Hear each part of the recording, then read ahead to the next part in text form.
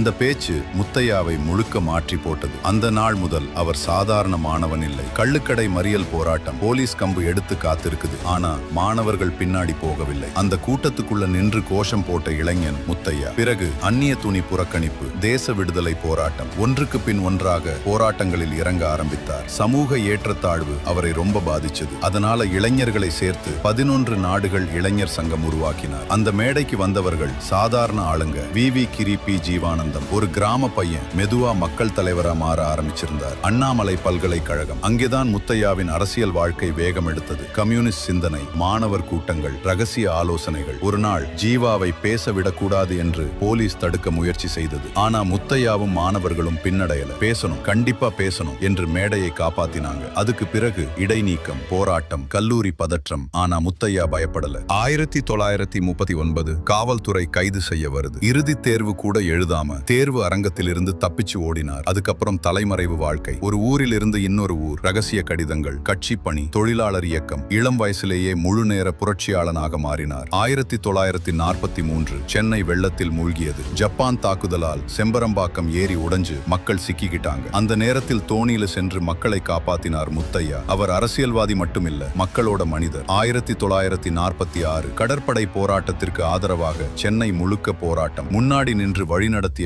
முத்தையா. அதுக்கு பிறகு கைது, வேலூர் சிறை. இரும்பு கதவுகளுக்குள் இருந்தாலும் அவர் சிந்தனை அடைக்கப்படல. சிறையிலேயே மார்க்சிய அரசியல் வகுப்புகள் எடுத்துக்கொண்டார், குறிப்பெடுத்தார். பின்னாடி அது மார்க்சிய போதனை புத்தகமா வெளியானது. 1950 சாதி மறுப்பு திருமணம். குடும்பத்திலேயே எதிர்ப்பு, தந்தை வரவே இல்லை. ஆனா முத்தையா தன் கொள்கையை விடல. அவருக்கு வாழ்க்கை என்றால் போராட்டம், கொள்கை, மனித சமத்துவம். 1948க்கு பிறகு மீண்டும் கம்யூனிஸ்ட் கட்சிக்கு தடை, மீண்டும் கைது. ஆனா சிறையில இருந்தாலும் எழுத்தை நிறுத்தல. செங்கொடி கையெழுத்து பத்திரிகை நடத்தினார். பிறகு ஜனசக்தி, தீக்கதிர், செம்மலர். தமிழ் அரசியல் இதழியல் வரலாற்றில் பெரிய பெயராக மாறினார். முத்தையா எழுதிய புத்தகங்கள் சாதாரண புத்தகங்கள் இல்லை. அது சமூகம் குறித்து கேள்வி கேட்க வைத்த புத்தகங்கள். தமிழ் இலக்கியத்தை வர்க்க பார்வையில் ஆய்வு செய்தார். அவரோட எழுது பல இளைஞர்களை மாற்றியது. 1970 கவிஞர்கள், எழுத்தாளர்கள், கலைஞர்கள் எல்லாரையும் ஒன்றாக இணைத்து தமிழ்நாடு முற்போக்கு எழுத்தாளர் சங்கத்தை உருவாக்க உதவினார். அது ஒரு இலக்கிய இயக்கமா வளர்ந்தது. 60 வருட அரசியல் வாழ்க்கை, 50 வருட இதழாளர் வாழ்க்கை.